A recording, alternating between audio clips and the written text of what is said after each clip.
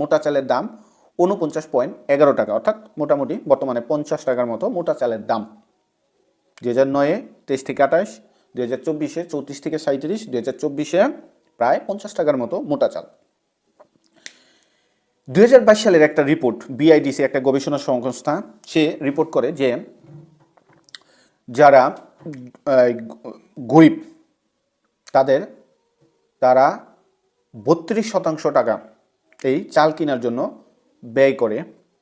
এটা 2022 সালের report, BIDC গবেষণা সংস্থা তারা রিপোর্টটা প্রকাশ করে। আচ্ছা, সিপিডির একটা রিপোর্ট যে মাথাপিছু কম, বাংলাদেশের চেয়ে কিছু কিছু দেশ আছে মাথাপিছু আয় কম সেই সব দেশের, কিন্তু তাদের ব্যয়যোগ্য আয় বেশি, অর্থাৎ তারা খাদ্যদ্রব্য দৈনন্দিন গুরুত্বপূর্ণ প্রোডাক্ট কিনতে তাদের বাংলাদেশের তুলনায় কম ব্যয় করতে হয়, কিন্তু তাদের